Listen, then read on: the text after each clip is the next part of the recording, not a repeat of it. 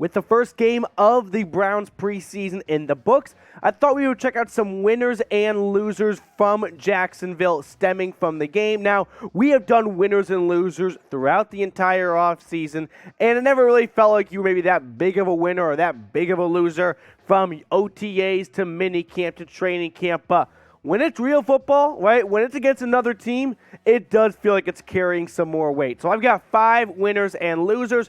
Let's start with probably the biggest winner, Jerome Ford. I mean, he better just start getting his sculpture molded for when he goes to Canton because he looked awesome in the first preseason game. Only 10 carries, but man, was he a menace. 57 rushing yards, 45 through the air, 2 touchdowns altogether. He had that nice floater pass from Josh Dobbs and like a 3-yard end zone plunge. I mean, Ford looked like the real deal for a 5th-round pick coming out of Cincinnati. And I think when Andrew Berry picked Jerome Ford, he was always thinking down the line a little bit, right? He looked at his running back room and he went, I've got Nick Chubb under contract for a handful of seasons.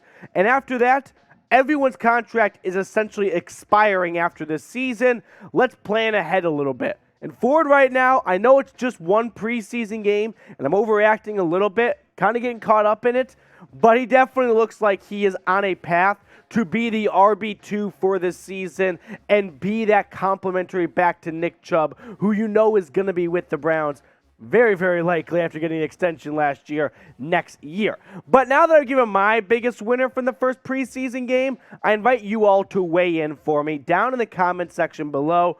Who was your biggest winner? Was it Jerome Ford, or could it be someone else we're going to look at on today's show? With winners, we have losers. And Anthony Schwartz, he is the biggest loser stemming from this game. Sucks to see because I think we should all be rooting for the guy to succeed, right? If Schwartz is good, that's good for the Browns, and that's good for Browns fans. But he continues to prove the naysayers correct, all right? Against the Jacksonville Jaguars, didn't do anything except drop the football. Now, the first pass his way was overthrown, so that's a bummer to see. But Schwartz is coming off a season where he has to prove himself this year. 3rd-round pick out of Auburn, found himself in the doghouse last year when he didn't run the route against the Texans, and it led to Baker Mayfield, the demise, the ending in Cleveland altogether, and he only finished the season with 10 receptions, $135 and 1 touchdown. So he definitely has to come into the season and prove he can be a wide receiver 3 for this Browns offense.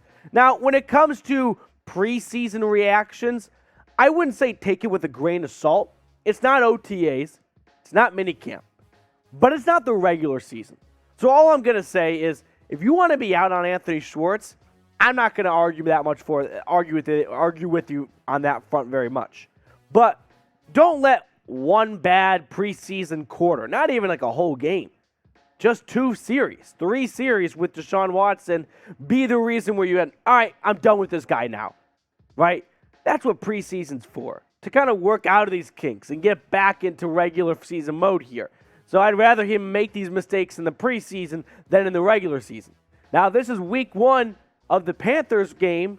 Different conversation if he has 2 drops. But it is preseason. Let's not just jump into this guy sucks, it's over, complete bust because of a preseason game.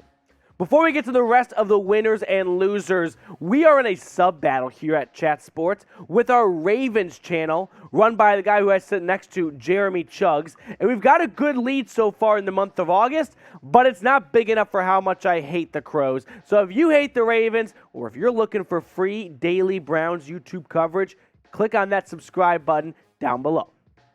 My next winner is Josh Dobbs. Looks like a backup quarterback to me. Again, it's only preseason, so you don't want to look at these stats and go, this is like a Hall of Fame quarterback in the making right here. But he did look like someone who could be the backup for the Browns this season. He looked composed. He looked confident with the football. 10 for 13, 108 yards and 1 touchdown. There were no careless throws. It didn't look like he was playing in the preseason. Maybe for other players, it looked like they were trying to work through some stuff and whatnot.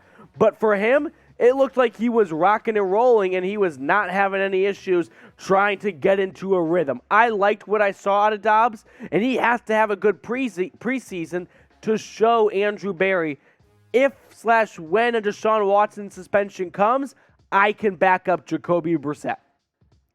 Now, if that means Dobbs is a winner, then Josh Rosen has to be a loser, right? That's kind of how it has to work when you've got a QB battle for that third quarterback spot. The Browns aren't going to take 4 quarterbacks this year. I mean, if there was no Deshaun Watson impending suspension coming, it would be Watson and Brissett and then Dobbs on the practice squad. But Rosen, unfortunately for him, it's not like he had a bad game against the Jags. He went, 6 for 7, 56 yards?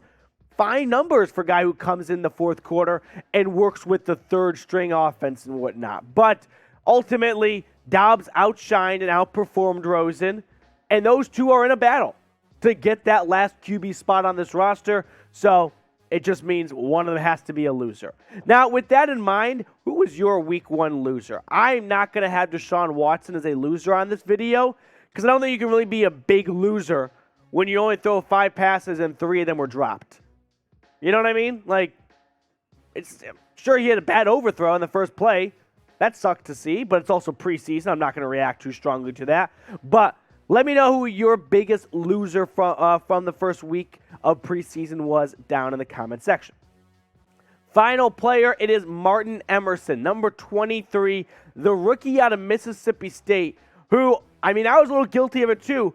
We were told, wait a minute, this guy only had 1 interception in Starkville his entire collegiate career, and he's our first draft pick when we're already loaded at DBs? Make this make sense. Well, Martin Emerson shows, you know what, I can actually be dangerous with the football. In his first game in brown and orange, he goes to the house for a 75-yard pick 6. We were told this is going to be a longer-term pick. He's got the size at 6'2", the nice wingspan. You don't have to see that with a cornerback. But to see him carry it over with the ball skills and just literally pry it from the defender, that was awesome to see, okay? He looked great. I loved what I saw from number 23. If he didn't have a DB number on, right, if he was wearing number 17, I would have thought it was a wide receiver. He stood out in the secondary for his size. That was a huge first time you really get to see it on the field live in a game situation where you go, looks like a linebacker with DB speed. And that's why the Browns picked him. They were like, these guys don't grow on trees. We don't find 6'2" corners with that type of reach. We've got to go for this, even if we do have, 3 picks in the last 3-4 years who are first, second rounders at the cornerback position. How can we pass up on a guy who could be a long-term corner and to complement Denzel Ward and Greg Newsome for years to come? So before we get on out of here, let's welcome the new guy to the Dawg Pound by typing his jersey number 23 down in the comments section. Emerson looked great. Sure, he got burned on that 25-yard reception to Zay Jones, but the pick 6 made us all forget about it. So let's type his number 23 down in the comments section to show him a nice, warm Cleveland welcome.